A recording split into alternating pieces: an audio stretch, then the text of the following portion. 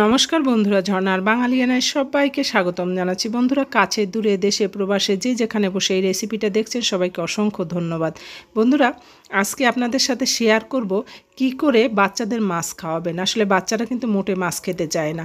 আমি এখানে 4-5টা ছোট ছোট আলু সিদ্ধ বসিয়ে দিলাম, কারণ ছোট আলু সিদ্ধ হতে কম সময় লাগবে। আর এভাবে আপনারা বাচ্চাদেরকে মাছ খাওয়াতে পারবেন নির্দ্বিধায়। তারা কিন্তু মাছ খুব ভালো খাবে। আমি আলুটা সিদ্ধ বসিয়ে দিলাম, আর আমি এখানে 4 পিস রুই মাছ নিয়েছি। আপনারা যে কোনো মাছ নিতে পারেন। আমি এই রুই মাছটাকে ভেজে নেব খুব ভালো করে। এবার কাটা ছাড়িয়ে নিচ্ছি, আর কাটাটা একটু সাবধানে ছাড়াবেন। বাচ্চারা যেহেতু বাচ্চাদের খাবার, বড়দের খাবার হলে সমস্যা হয় না, তাই বাচ্চাদের খাবারের কাটাটা খুব ভালো করে ছাড়াতে হয়। এবার আমি আলু নিয়ে নিয়েছি, সিদ্ধ আলু আমি পরিষ্কার করে নিয়েছি। এবার মাছের সাথে আলু দিয়ে দিচ্ছি। এবার বাকি মশলাগুলোও দিয়ে দেব। দিয়ে দিলাম ধনিয়া পাতা। বন্ধুরা, অবশ্যই বাচ্চাদের খাবার কম কম দিলেই ভালো হয়। দিয়ে দিলাম পেঁয়াজ কুচি, লবণ, এর সাথে দিলাম টালা মরিচের গুঁড়া, আর দিয়ে দিলাম চাট মশলা। এইটুক দিলে খুব টেস্ট হবে, ওরা খেতে খুব ভালো লাগবে ওদের। কারণ বাচ্চাদের মুখে একটু মুখরোচক না হলে কিন্তু তারা খেতে চায় না। এবার কয় টুকরা বিস্কুট দিলাম গুঁড়া করে। এবার গুঁড়া করে বিস্কুটটা এর সাথে দিলে বাইন্ডিংটা খুব ভালো হবে। আর আপনারা চাইলে বিস্কুট না দিয়ে ময়দাও দিতে পারেন, ময়দা দিলেও কিন্তু বাইন্ডিং হবে। তবে বিস্কুটটা দিলে টেস্টটা কিন্তু আরও ভালো হয়।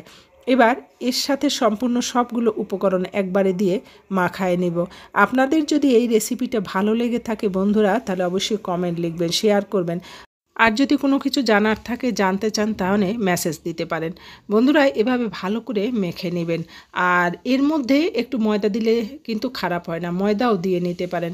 অবশ্য আমি ময়দাটা দিব না, আমাদের বাচ্চারা যাতে একটু খুব ভালো খায়, টেস্ট খায়, সেই জন্য আমি এভাবেই ভেজে নেব।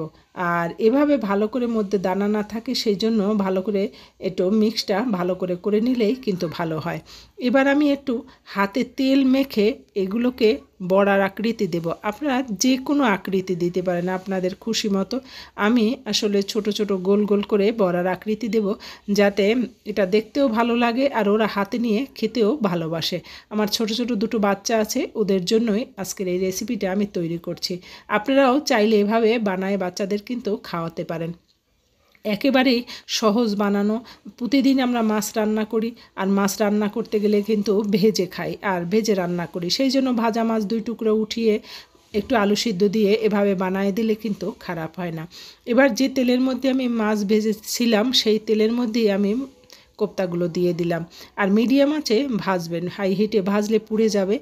এবার একটু উল্টে পাল্টে ভেজে নিচ্ছি। বন্ধুরা, খেতে কিন্তু দারুণ লাগে, আর যেরকম দেখতেও হয়েছে খেতেও কিন্তু সেরকম। আপনি যদি বাচ্চাদের কথা বাদ দেন, বড়রাও যদি ভাত দিয়ে খান, মুড়ি দিয়ে খান, এটা কিন্তু দারুণ একটা খাবার।